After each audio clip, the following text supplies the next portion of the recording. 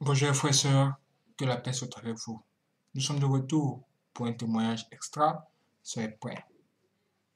Ce que nous allons entendre ici va vraiment nous ouvrir les yeux sur l'avenir. Quand on nous parle de la fin du monde, quand on nous dit que des démons sont dans une cage et ces démons-là seront libérés à un moment donné pour venir sur la terre pour tuer beaucoup de personnes, vraiment, ça donne froid dans le dos. Et beaucoup de personnes ne le savent pas. Et d'autres qui savent un peu ont du mal à y croire. Que Dieu nous aide dans la compréhension de ce témoignage. Pour que ce soit bien fait, que ça se passe très bien, nous allons demander la protection de Dieu, que Dieu lui-même vienne nous assister. Alors les yeux fermés, disons tous ensemble, Seigneur Jésus, s'il te plaît, que ta grâce et ta protection soient sur nous. Protège tous les jours de notre vie et allume des activités et des démons contre nous. Nous qui sommes tes frères enfants, ne nous laisse jamais dans la confusion. Et éloigne de nous le péché. Tout sortes de péchés et tout ce qu'on appelle péché secret. S'il te plaît, Seigneur, viens nous délivrer de tout ça. Viens, Seigneur, nous ouvrir des portes qui vont nous permettre de voir Dieu. L'argent et toutes ces choses de ce monde vont disparaître. Mais la parole de Dieu ne disparaîtra jamais. Viens nous donner l'amour pour la parole de Dieu. Viens nous donner la soif pour la lecture de la parole de Dieu. Donne-nous de chercher à découvrir la vérité en allant tout droit vers les Écritures. Que toi-même, Seigneur, tu nous aides aussi à comprendre ce témoignage puissant que nous allons écouter maintenant pour la seule gloire du nom de Dieu. Dis-nous si le témoignage puissant vient de toi. Dis-nous si tout ce que nous allons entendre ici est vraiment vrai. Nous voulons vraiment la vérité. Le monde va mal, il y a des choses terribles qui ont lieu. Nous avons besoin de ton aide. Aide-nous, Seigneur Jésus-Christ, à voir ce que nous devons voir pour avancer dans la paix et dans la victoire au jour du combat. Amen. Applaudissez mes frères et sœurs. Applaudissez mes frères et sœurs, c'est extraordinaire. Nous allons écouter maintenant le témoignage. Vous serez surpris parce que vous allez entendre. C'est parti. Mon père était un magicien mais est aujourd'hui un berger. Il a fait beaucoup de magie pour gagner de l'argent. Notre famille était très pauvre. Nous avons aujourd'hui une entreprise donnée par Dieu. Nous ne sommes ni riches ni pauvres. Nous sommes une famille bénie de Dieu. Nous venons servir Jésus de tout notre cœur. Nous étions fidèles dans le petit chose et Jésus nous a confié des grandes choses et a beaucoup investi. Il a promis qu'il bénirait ma famille si nous le servions de tout cœur. Avant que ma famille ne se rende à Jésus, mon père m'a appris à faire de la magie depuis que je suis gamin. Avant de commencer, nous faisions des méditations afin que nos sorts soient réels. Wow. Mon père était un illusionniste. Il avait monté une scène pour effectuer ses exploits. Il faisait disparaître des objets. Il devinait les noms des personnes. Donc, son père était dans les histoires de magie, genre les spectacles faits à base de magie, comme ce que vous voyez souvent à la télévision. Et il disparaissait d'une boîte et apparaissait ailleurs. Mon père n'a pas fait d'astuce pour que quelque chose ressemble à beaucoup de magiciens. Tout ce qu'il faisait était réel. Pas de cascade. Il m'a révélé son secret. Mon père avait fait un pacte avec le diable pour faire de la vraie magie et gagner de l'argent. Il a dit qu'il avait rendu visite à une sorcière et lui avait offert du sang pour recevoir le cadeau de la magie. Mon père a également vendu son âme en échange de ses capacités et de ses cadeaux magiques. Je n'ai pas compris parce que j'étais très jeune. J'ai fait voler et disparaître des objets. Je faisais des choses surnaturelles en m'impliquant avec les forces des ténèbres sans le savoir. Quelle est la différence entre un sorcier et un magicien qui s'engage dans le surnaturel? Il n'y a pas de différence. Le magicien utilise sa magie et pratique sa religion. Le magicien utilise sa magie pour divertir le public et suscite des applaudissements. Le mot magie vient du mot magique, fantaisie, occulte. Vous qui pratiquez la magie mène comme une blague, ne le faites pas, vous vous remuez avec les forces du mal, c'est de l'occultisme. Tout ce qui est fait pour tromper les gens comme de la magie est mauvais. La magie fait partie des compétences du maître de la tromperie, Satan. Les tours de magie ne sont pas réels et trompent les gens. La déception fait partie du mensonge de Satan. Mon père était un illusionniste et a créé des illusions d'optique pour tromper le peuple. Tout ce qui est une illusion est une tromperie. L'illusion existe pour tromper le diable et le père des illusions. Ne soyez pas un illusionniste. Ce n'est pas une blague. Jésus a pris ma famille de cette déception et nous a proposé la solution pour nos vies. Le Seigneur a béni financièrement ma famille lorsque nous lui avons donné notre vie et changé d'avis. Nous avons approché Dieu et il a changé notre vie. Nous n'avons pas eu à courir après les bénédictions. Ils sont venus dans ma famille. J'ai fait un but pour Dieu pendant 90 jours de prière, sans m'arrêter. Chaque jour, je faisais 1 heure de prière sans m'arrêter. Chaque jour, je disposais d'1 heure de prière quand je me suis réveillée avant de prendre mon petit déjeuner. Il y avait des jours où le Saint-Esprit m'a donné la force de passer de nombreuses heures sans manger. J'ai donné le jeûne dans l'après-midi et avant la fin des 90 jours. Un ange de Dieu m'est apparu. Il a dit, « Jésus a une belle promesse dans votre vie et vous utilisera beaucoup sur la terre. » Mon esprit a été ravi à ce moment. L'ange m'a emmené en enfer, où j'ai vu des gens se déchirer les cheveux. La scène est déprimante et terrible. Grand est le désespoir et les cris assourdissants à cet endroit. Des millions de voix résonnant à la fois dans un gémissement indicible. J'ai marché dans des endroits en enfer où j'ai vu des démons couper les doigts des femmes qui peignaient leurs ongles avec des vernis. L'ange me dit que ces femmes étaient des évangéliques qui sont tombées en enfer pour ne pas avoir renoncé au monde. Ce qui m'a le plus frappé en enfer, c'est une femme vêtue comme une servante de Dieu, mais à cause de sa langue. Les démons lui tirèrent la langue jusqu'à 5 mètres et la fouettèrent au fer rouge. Les démons ont passé des charbons ardents pour lui brûler toute la langue. Un autre démon a saisi une pelle pleine de pierres chaudes et l'a jetée dans la bouche de la femme. L'ange a dit, « Tous les chrétiens, hommes et femmes, devraient s'habiller de manière sainte comme un sacerdoce du Christ, mais aussi, veiller avec la langue. » L'ange m'a dit de méditer sur ces versets qui parlent des vêtements. Levitique 16h32 Le sacrificateur qu'il oignera et qu'il consacrera pour servir à la charge du sacrificateur à la place de son père, fera l'expiation et revêtira le vêtement de lin, ainsi que les vêtements sacrés Exode 40 verset 13, et tu revêtiras Aaron les vêtements sacrés. Il oindra et le sanctifiera, pour qu'il puisse me servir dans le bureau du prêtre. Il m'a révélé la vraie robe du prêtre du Christ. Notre devoir en tant que prêtre de Jésus est de nous vêtir d'une manière sainte qui ne provoque pas de scandale. L'ange m'a emmené à un endroit où sont les gens qui ont pratiqué l'inceste. Il y a des frères qui ont eu des relations sexuelles avec leurs sœurs, les parents qui ont maltraité leurs enfants, les hommes qui ont eu des relations sexuelles avec des animaux, pratiquant la bestialité. J'ai aussi vu des violeurs et des pédophiles en enfer. Meurtrier, l'ange m'a emmené à la rivière de sang chaud. La place des meurtriers, il y a tous les assoiffés de sang qui ont versé tellement de sang.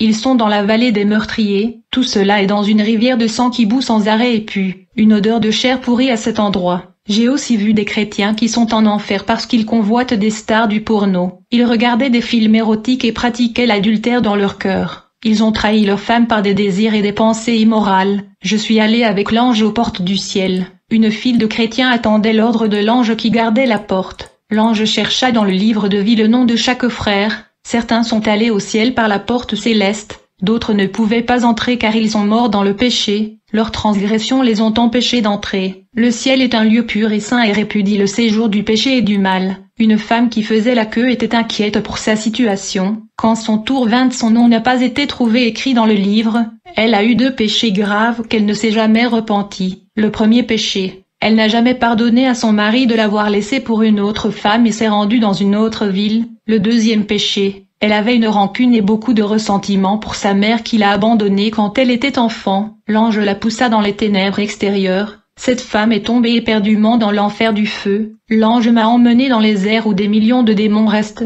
J'ai vu 2 principautés, 2 grands démons appelés Astaroth et Baal. Ces 2 démons agissent toujours en Israël, en Palestine, en Jordanie et dans toute la région du Moyen-Orient. L'ange m'a emmené au fond de l'Euphrate, jusqu'à l'abîme, et nous arrivons à une partie de l'enfer sous cette rivière. L'ange a déclaré, lorsque ces 4 chefs angéliques qui sont liés sous l'Euphrate seront libérés, une grande partie de la population d'Israël mourra à la guerre. La Bible dit, le 6e ange sonna de la trompette, et j'entendis une voix venant des 4 cornes de l'autel d'or qui est devant Dieu, et disant au 6e ange qui avait la trompette, délie les 4 anges qui sont liés sur le grand fleuve d'Euphrate, et les 4 anges qui étaient prêts pour l'heure, le jour, le mois et l'année, furent déliés afin qu'ils tuassent le tiers des hommes. Le nombre des cavaliers de l'armée était de 2 myriades de myriades. J'en entendis le nombre. L'ange m'a emmené dans une partie de l'abîme, où j'ai vu des milliers de démons emprisonnés. Ils ressemblaient à des bêtes dans les cages voulant dévorer celui qui s'approche.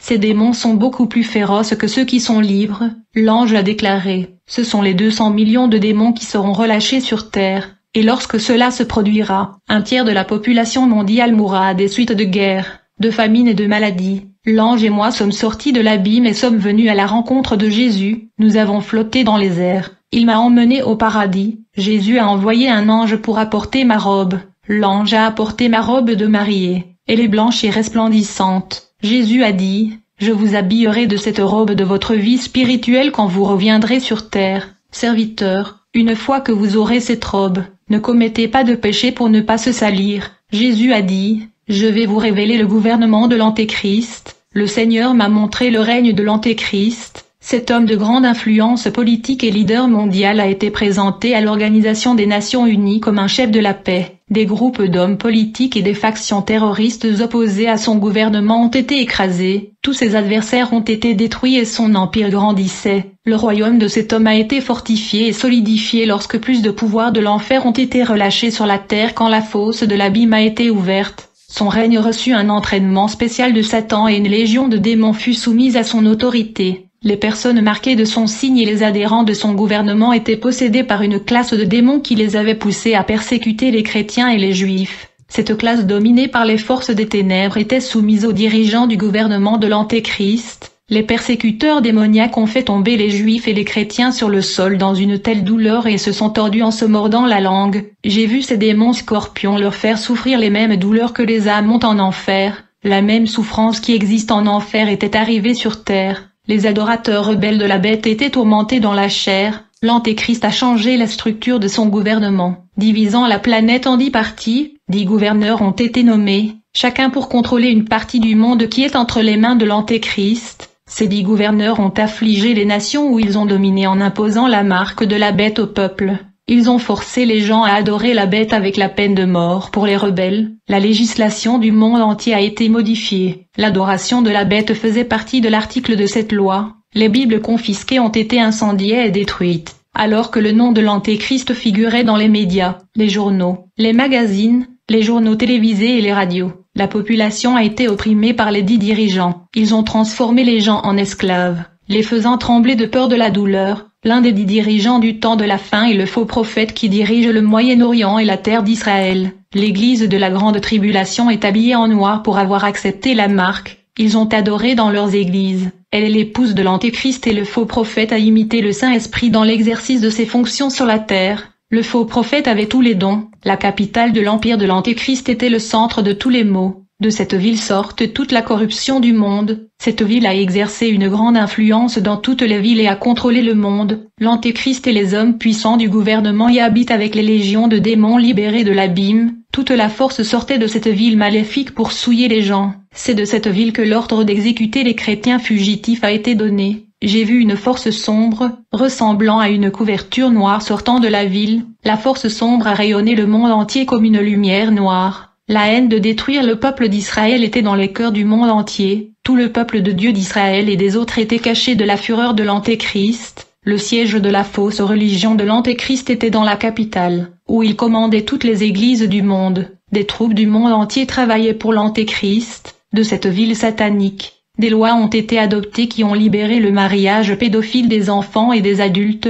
Les hommes épousent des hommes et des femmes avec des femmes. Les lieux de pratique sexuelle n'étaient plus à l'intérieur des maisons de prostitution. Les rapports sexuels avec des prostituées étaient pratiqués sur les places publiques. Tous les passants regardaient toutes sortes d'orgies. Le gouvernement de l'Antéchrist a ordonné au bordel en plein air de faire plaisir aux gens. Tous les dirigeants de l'Antéchrist ont publié le spectacle de sexe sur les places de la ville. Les enfants qui passaient dans les villes ont vu toutes ces scènes se dérouler sur la place. Tout cela a rendu les enfants plus immoraux, les encourageant à avoir des relations sexuelles avant l'âge de 10 ans. La scène de la prostitution a été mise en place dans le centre de la ville pour permettre aux gens de participer à des orgies sexuelles. Parfois, pour attirer l'attention du public, 2 femmes se retrouvaient nues en train de vivre une vie sexuelle. Dans l'autre jour, Les hommes du deuxième jour pratiquaient le sexe en extérieur sur scène. Cette ville est la grande Babylone qui prospérait dans son commerce dans le domaine de la prostitution et du trafic de drogue. Tous les médicaments étaient légalement vendus aux foires. J'ai vu la grande volonté de Dieu contre cette ville et sa religion qui a blasphémé le nom de Dieu. J'ai vu le tonnerre qui a envahi les cieux, et l'Antéchrist avec les gouverneurs détruit le système religieux de la fausse Église. L'Église a été détruite afin de ne pas interférer avec le règne de l'Antéchrist. L'ensemble du groupe qui faisait partie du faux système religieux a été massacré par les troupes de l'Antéchrist, avec la religion détruite.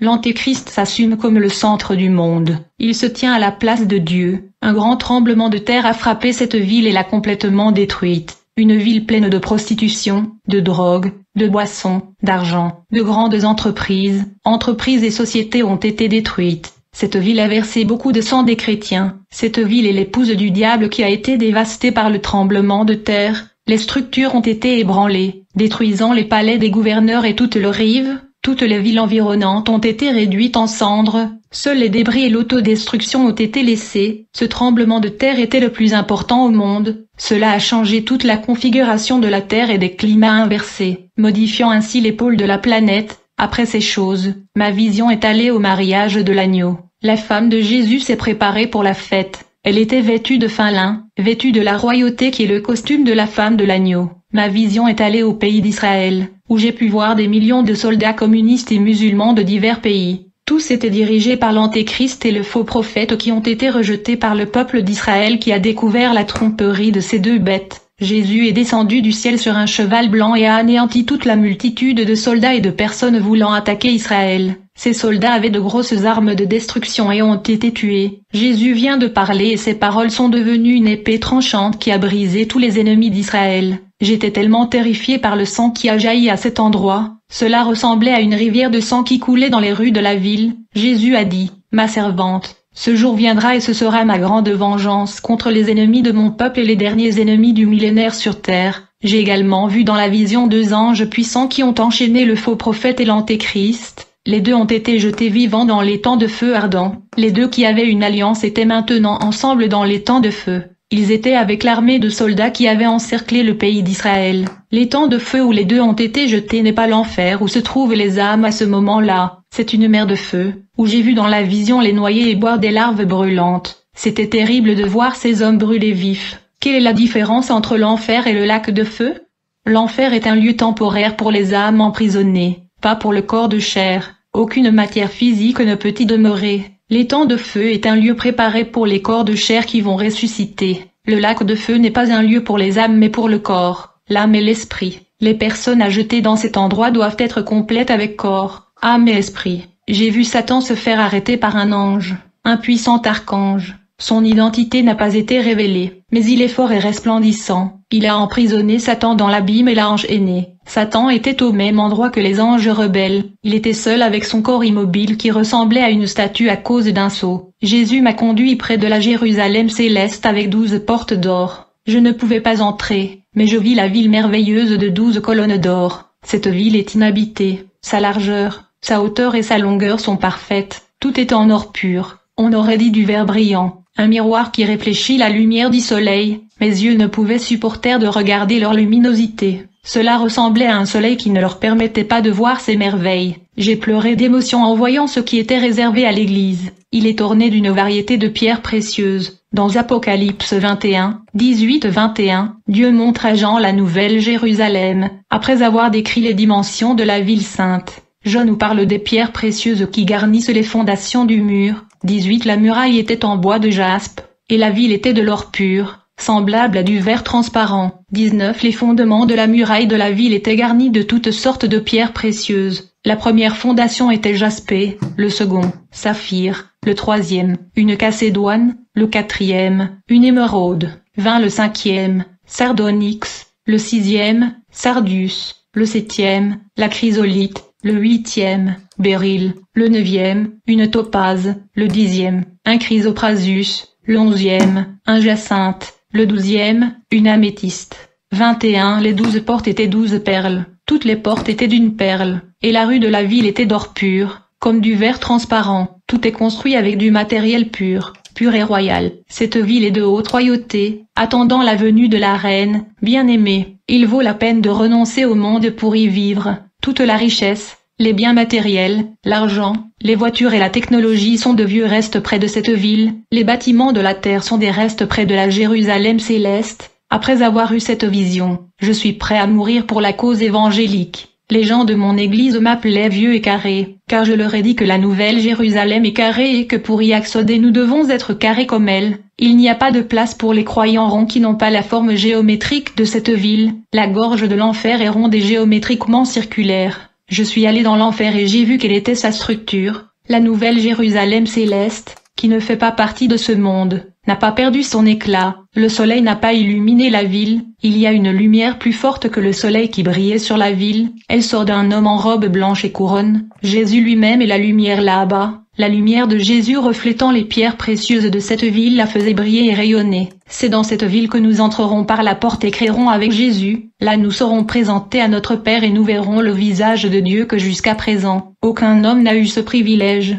Le Seigneur Jésus nous a conduits à Dieu quand il est mort sur la croix du calvaire pour nous. Cela sera vrai quand nous approcherons du Père et que nous serons héritiers avec le Fils. La mariée va s'asseoir sur le trône côté époux. Le Saint-Esprit a joué le rôle de guide les âmes vers Jésus. En nous repentant du péché, notre obéissance a entraîné le Saint-Esprit dans nos vies. Il a conduit les moutons sur le droit chemin et a également donné l'esprit de leadership à certains bergers pour les guider dans le chemin du salut. Lorsque Dieu a conduit le peuple d'Israël à travers le désert jusqu'à son arrivée à Canaan, le Saint-Esprit conduira les fidèles à la vie éternelle. Église du Seigneur se réveiller au grand jour de la rencontre avec l'époux. Jésus va épouser une église sans rides et sans imperfection. Gardez-vous à l'époux. Je suis disposé à vivre une vie sainte et pure pour rencontrer Jésus. Il est à la porte. Préparez-vous à recevoir un câlin de Jésus ce jour-là. Votre persévérance dans la vérité vous y mènera. Bien-aimée Église de Jésus prépare. J'ai eu une autre vision, pas en extase, mais à la maison priant. La mariée est un pas de plus sur le point d'être enlevée. J'ai vu Jésus les bras étendus pour l'accueillir.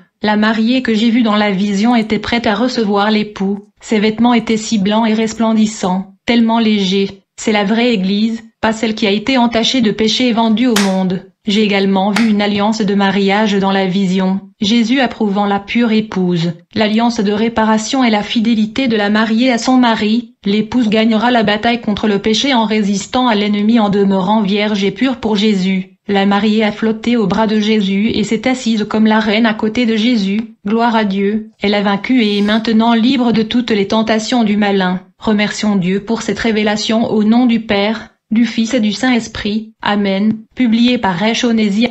Waouh! Vous avez entendu ça, frères et sœurs? Les démons en enfer et le paradis de Jésus. Comme vous le savez déjà, le paradis est censé être un bon endroit. Et l'enfer est censé être l'endroit même réservé aux démons. Vraiment, moi je pense que nous devons tout faire pour juste être de bonnes personnes et que Dieu puisse vraiment revoir notre cas et qu'il puisse nous accepter quand le moment va venir dans son paradis. Je vous donne rendez-vous demain pour la prochaine vidéo ici sur Nuance Répondre 3. Sinon, dès qu'il y aura un autre témoignage puissant, ce témoignage puissant sera mis en ligne après cette vidéo. Donc, abonnez-vous, activez la cloche et restez connectés. Merci à tous ceux qui nous soutiennent. Si vous voulez soutenir la chaîne et toutes ces trois chaînes, dans la description se trouve un lien où vous pouvez tout simplement télécharger nos informations bancaires. Que Dieu bénisse tout le monde et qu'il vous comble de joie. Amen.